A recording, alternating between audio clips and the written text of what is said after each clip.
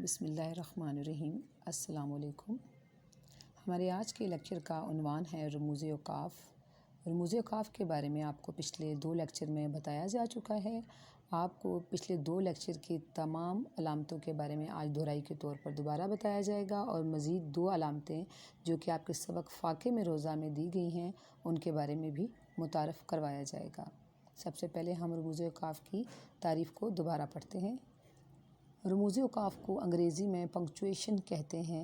یہ ایسی علامات اور اشارے ہیں جن سے ہم اپنی گفتگو، اپنے کلام اور زبان کو بامعنی بنا سکتے ہیں۔ رموز رمز کی جمع ہے۔ رمز علامت یا نشانی کو کہتے ہیں، اور اوقاف وقف کی جمع ہے، اور وقف کا مطلب ہے ٹھہرنا یا رکنا۔ اس طرح رموز اوقاف سے مراد وہ علامتیں ہیں جو تحریر میں ایک جملے کو دوسرے جملے یا کسی جملے کے ایک حصے کو دوسرے حصے سے علیحدہ کریں۔ یعنی گفتگو کے دوران ہم نے کہاں زیادہ رکنا ہے، کہاں سوالیہ انداز میں بات کرنی ہے، کہاں حیرت و افسوس کا اظہار کرنا ہے، وغیرہ وغیرہ، ان سب سے ہمیں رموز اوقاف کا پتہ چلتا ہے۔ سب سے پہلے ہم ڈیفینیشن پڑھیں گے سکتہ۔ سکتہ وقف خفیف یا مختصر ترین ٹھہراؤ کو کہتے ہیں۔ یعنی آپ کو معلوم ہے کہ جو سکتہ ہے اس میں سب سے کم ٹھہرنا پڑتا ہے۔ اس کے بعد جو اگلی ڈیفینیشن ہے وقفہ، وقفے میں ہمیں تھوڑا اس سے زیادہ ٹھہرنا پڑتا ہے۔ اس کے بعد رابطہ ہے، رابطے میں ہمیں اس سے بھی زیادہ ٹھہرنا پڑتا ہے، اور اس کے بعد آ جاتا ہے تفصیلیہ، اور تفصیلیہ میں ہمیں سب سے زیادہ ٹھہراؤ کرنا پڑتا ہے۔ ٹھیک ہے، یہ ترتیب سے میں نے آپ کو دی ہے۔ سکتہ میں سب سے کم ٹھہراؤ، وقفے میں سکتے سے زیادہ ٹھہراؤ، رابطے میں وقفے سے زیادہ ٹھہراؤ، اور تفصیلیہ میں رابطے سے زیادہ ٹھہراؤ ہوتا ہے۔ ٹھیک ہے، اب ہم کریں گے سب سے پہلے سکتے کی ڈیفینیشن۔ وقف خفیف، خفیف کا مطلب ہوتا ہے بہت تھوڑا یا مختصر ترین ٹھہراؤ کو کہتے ہیں۔ یہ اس کی تعریف ہوگی۔ اس کا استعمال ہے سکتہ جملے میں مختلف اسماء کو یا چیزوں کو الگ کرنے کے لیے استعمال کیا جاتا ہے۔ مثال، کپڑوں کا رنگ نیلا، پیلا، سبز اور سفید ہے۔ ٹھیک ہے، یہاں پر آپ کے سامنے وقفے کی علامات ہیں جیسے ہم انگریزی میں کوما کہتے ہیں، کوماز لگائے گئے ہیں۔ تو یہ ہے سکتہ جس میں ہمیں کم ٹھہرنا پڑتا ہے، اور یہاں پر ہمیں اسماء یا چیزوں کو الگ کرنے کے لیے اس کو ظاہر کیا جاتا ہے۔ اس کے بعد آ جاتا ہے وقفہ۔ وقفے میں آپ کو نظر آ رہا ہے کوما، کومے کے نیچے ایک نقطہ ہے۔ ٹھیک ہے، تو وقفہ جو ہے یہ مختصر ٹھہراؤ کو کہتے ہیں، یعنی سکتے سے تھوڑا سا زیادہ ٹھہراؤ ہے۔ اس کا استعمال ہے وقفہ چھوٹے چھوٹے جملوں کو ملا کر ایک جملہ بنانے کے لیے استعمال کیا جاتا ہے۔ ٹھیک ہے، یعنی جملوں کو علیحدہ کرتا ہے۔ جیسے میں آپ کو مثال ہے، اس میں 30 پارے ہیں، پھر وقفہ آیا، اس میں 114 صورتیں ہیں، وقفہ آیا، اس میں تمام مسلمانوں کے لیے ہدایت ہے۔ یعنی بات ایک ہی ہو رہی ہے، ایک ہی سیکوینس سے جا رہے ہیں، لیکن اس بات کو ہم لگاتار نہیں کہہ سکتے، بلکہ اس میں ٹھہراؤ کے لیے ہمیں وقفے کی علامت لگانی پڑے گی۔ اس کے بعد رابطہ آ جاتا ہے۔ رابطہ کہتے ہیں وقف لازم یا ٹھہراؤ کو کہتے ہیں، وہی ڈیفینیشن ہے لیکن تھوڑا زیادہ ٹھہراؤ ہے۔ یہ 2 جملوں کو الگ الگ حصوں میں رابطہ دینے کے لیے استعمال کیا جاتا ہے، یعنی 2 جملوں کو 2 حصوں میں کرنے کے لیے۔ اوپر والے میں تو ہم نے اسماء کو الگ کیا، اس سے اگلے والے میں ہم نے کیا کیا، جملے الگ کیے، لیکن اس میں 2 جملوں کو الگ کیا جاتا ہے، یعنی 2 جملوں کو آپس میں جوڑنے کے لیے، ان میں رابطہ قائم کرنے کے لیے ہمیں رابطے کی علامت لگانی پڑتی ہے۔ اس کے بعد ہم پڑھیں گے رابطہ کی مثال۔ کسی نے کیا خوب کہا ہے، تندرستی 1000 نعمت ہے۔ دوسری مثال، انسان چل سکتا ہے، اڑ نہیں سکتا۔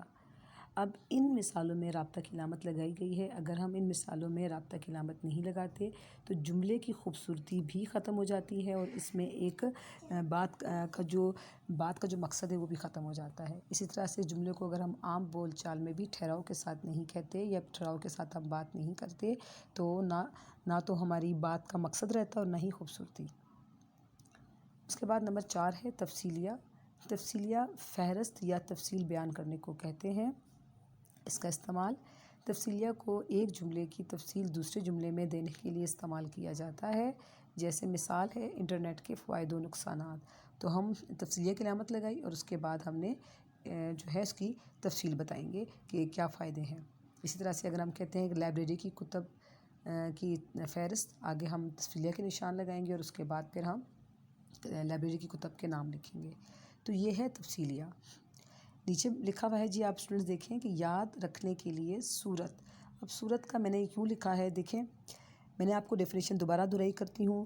سین سے سکتہ، ٹھیک ہے، سین سے سکتہ، سکتے میں سب سے کم ٹھہراؤ، واو سے وقفہ، وقفے میں سکتے سے زیادہ ٹھہراؤ، رے سے رابطہ، رابطے میں وقفے سے زیادہ ٹھہراؤ، اور تے سے تفصیلیہ، اور تفصیلے میں سب سے زیادہ ٹھہراؤ۔ اگر اسٹوڈنٹس آپ ڈیفینیشن بھول جاتے ہیں، آپ کو ڈیفینیشن نہیں یاد رہتی، تو آپ لفظ صورت کو ذہن میں رکھ لیں تو آپ کو یاد آ جائے گا۔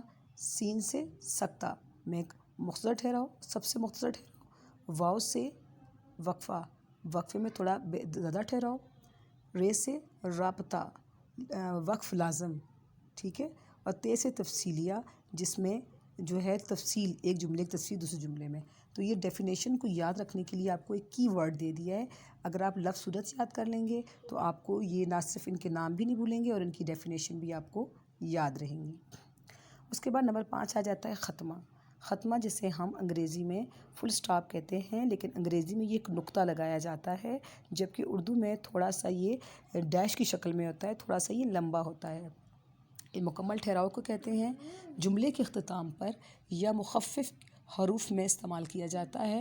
مخفف حروف کون سے ہوتے ہیں اسٹوڈنٹس؟ مخفف حروف جو ہوتے ہیں جیسے ہم ایبریویشنز کہتے ہیں، ٹھیک ہے۔ جب ہمارا جملہ، ہماری بات ختم ہو جاتی ہے تو ہم وہاں پر فل سٹاپ یعنی ختمہ لگاتے ہیں۔ مثال، میں نے اپنا کام مکمل کر لیا ہے، اب یہاں پر جملہ ختم ہو گیا تو علامت ختمہ آ گیا۔ اس کے بعد آ جاتا ہے جیسے ایبریویشن ہے، جیسے بی اے کے درمیان بھی لگایا، ایم اے۔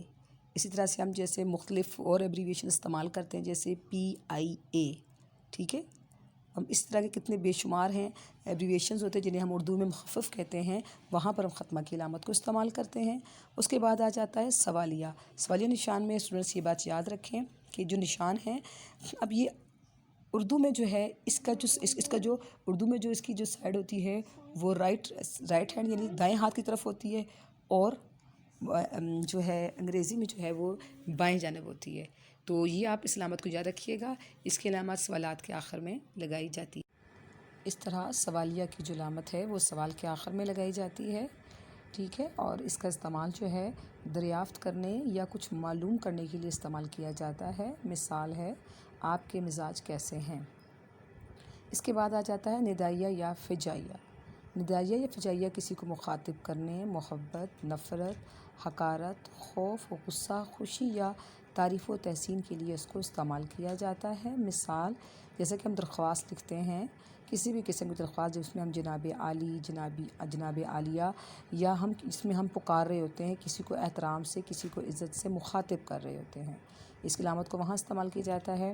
اس کے بعد وہ ہم جیت کے، یہاں پر ہم نے خوشی کی علامت کے لیے استعمال کیا۔ یہاں تھوڑی سی میں نے مجھ سے مسٹیک ہو گئی ہے، یہاں پر جو تخاطب کی جو علامت ہے وہ واہ کے بعد آنی ہے، واہ کے بعد آپ اس کو لگائیں گے، گئے کے بعد نہیں لگائیں گے۔ یہاں پر یہ چھوٹی سی مسٹیک ہے، اس کو اسٹوڈنٹس ٹھیک کر لیجئے گا۔ معزز خواتین و حضرات، ٹھیک ہے، معزز خواتین و حضرات میں بھی یہاں پر بھی جو ہے یہ ہم جب ہم تقریر کر رہے ہوتے ہیں یا ہم کسی کو جب تقریر کرتے ہیں تو ہم کسی کو مخاطب کر رہے ہوتے ہیں، وہاں پر بھی علامت لگاتے ہیں۔ وہ بچ نہ سکا، یہاں پر بھی کے بعد یہ تخاطب کی علامت کو لگایا جاتا ہے۔ اس کے بعد آ جاتا ہے واوین۔ واوین جسے ہم انگریزی میں انورٹڈ کوماز کہتے ہیں، اس میں 2 کوماز جو ہوتے ہیں اوپر کی طرف لگائے جاتے ہیں اور 2 کوماز نیچے کی طرف لگائے جاتے ہیں۔ یہ علامت اقتباس یعنی پیراگراف یا کسی قول کے آغاز اور اختتام پر لگائی جاتی ہے۔ جیسے ہم کوئی مضمون یا کسی بھی تحریر میں کسی بات کو نمایاں کرنا چاہتے ہیں، کسی بات کو پرومیننٹ کرنا چاہتے ہیں، جسے عام لفظوں میں آپ انگریزی میں کوٹیشنز بھی کہتے ہیں، تو ہم کیا کرتے ہیں، اس عبارت کو یا اس جملے کو نمایاں کرنے کے لیے اس کے ارد گرد انورٹڈ کوماز یا واوین کی علامت کو لگاتے ہیں۔ جیسے مثال ہے، قائد اعظم کے بقول ہمیں کام اور کام کرنا چاہیے، یہ بھی ایک واوین کی علامت لگائی گئی ہے۔ یعنی اگر ہم مضمون قائد اعظم کا لکھ رہے ہیں اور اس بات کو نمایاں کرنے کے لیے ہم نے انورٹڈ کوماز لگائے تو اس سے یہ بات نمایاں ہوگی۔ اگر ہم انورٹڈ کوماز نہیں لگاتے تو یہ بات پرومیننٹ نہیں ہوگی، یہ عام جملوں کا حصہ بن جائے گی اور جو تحریر کی جو خوبصورتی بھی نہیں رہے گی۔ اب ہم آتے ہیں اگلی تعریف کی طرف، وہ ہے کوسین۔ کوسین کی جو علامت ہے یہ بریکٹ کی شکل میں لکھی جاتی ہے۔ اس کی تعریف ہے، ایسا جملہ یا بیان جس کا اصل مضمون سے تعلق نہ ہو کوسین کہلاتا ہے۔ اب ہے اس کا استعمال۔ جملے میں اضافی وضاحت کے لیے اسے استعمال کیا جاتا ہے۔ اس کی مثال جیسے شاعر مشرق نے ہمیں خودی کا درس دیا۔ اب یہاں پر ہم نے اگر بریکٹ میں یعنی کوسین میں اگر ہم علامہ اقبال نہیں لکھتے تو کتنے بہت سے لوگ ہیں جنہیں یہ نہیں پتہ کہ شاعر مشرق کون ہے۔ اگر ہم اس کی وضاحت کر دیں کہ شاعر مشرق کون ہے تو ہم کوسین میں جب علامہ اقبال لکھ دیں گے تو اس سے جملے کی وضاحت ہو جائے گی کہ ہم کس کی بات کر رہے ہیں۔ کوسین کا مقصد ہوتا ہے یعنی اب علامہ اقبال اگر ہم لکھ دیں علامہ اقبال نے ہمیں خودی کا درس دیا اور ہم بریکٹ میں لکھ دیں شاعر مشرق، اس طرح سے بھی جملہ مکمل ہو سکتا ہے۔ یعنی اس کا اصل عبارت سے تعلق نہیں ہے لیکن ہم اس کو اضافی طور پر وضاحت کے طور پر اس کو ہم یہاں پر لکھ رہے ہیں۔ اب اس کی مزید مثال دیکھ لیں، جیسے ڈاکٹر جاوید اقبال عدالت عالیہ کے جج رہ چکے ہیں، ٹھیک ہے۔ اب ڈاکٹر جاوید اقبال ہم یہاں پر بات کر رہے ہیں، دنیا میں بے شمار ڈاکٹر جاوید ہیں، ڈاکٹر جاوید اقبال بھی ہیں۔ اب ہم کس ڈاکٹر جاوید اقبال کی بات کر رہے ہیں تو ہم کوسین میں لکھیں گے جو علامہ اقبال کے فرزند تھے، یعنی جو شاعر مشرق علامہ اقبال کے فرزند یعنی بیٹے تھے۔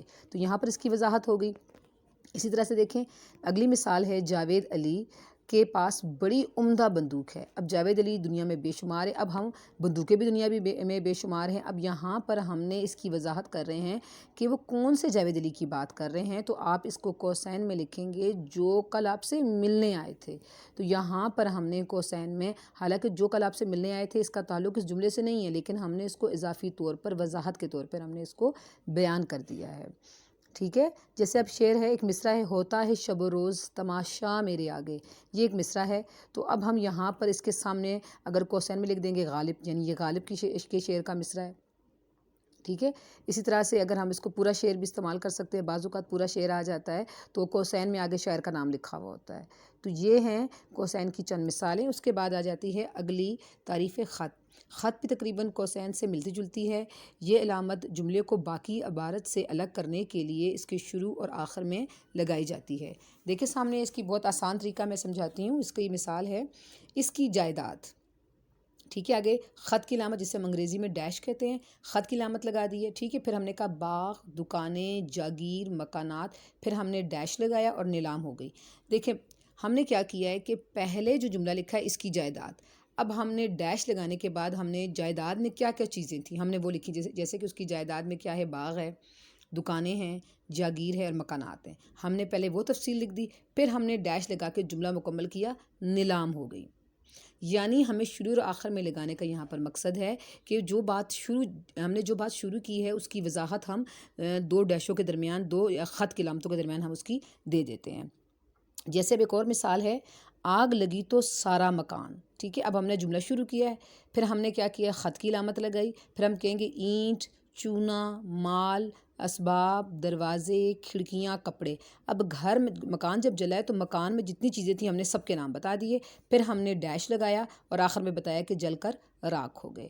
تو کیا مقصد تھا، پہلے اور شروع آخر میں ڈیش لگانے کا مقصد یہ تھا کہ ہم نے درمیان میں اس کی تمام وضاحت دے دینی ہوتی ہے، ٹھیک ہے نا۔ اسی طرح سے ایک مثال ہے اللہ کے نیک بندے لکھا، پھر ٹھیک ہے خط کی علامت لگائی، پھر لکھیں گے رنج ہو یا راحت، ٹھیک ہے۔ رنج ہو یا راحت لکھا، پھر ہم نے یعنی ہم نے نیک بندوں کے بارے میں بتایا کہ وہ کس طرح سے، پھر ہم ڈیش لگائیں گے، ہر حال میں راضی رہتے ہیں۔ تو دو ڈیشوں کے درمیان رنج اور راحت کی ہم نے اس جملے کی وضاحت کر دی ہے۔ تو خط کا مقصد یہ ہوتا ہے شروع اور آخر میں لگانے کا کہ ہم اس میں ایک چیز کی وضاحت کر دیتے ہیں، اس کے بارے میں بتا دیتے ہیں، یہ ہے خط کا استعمال۔ امید ہے کہ آپ کو جو میں نے ابھی رموز اوقاف کے بارے میں جو بھی بتایا ہے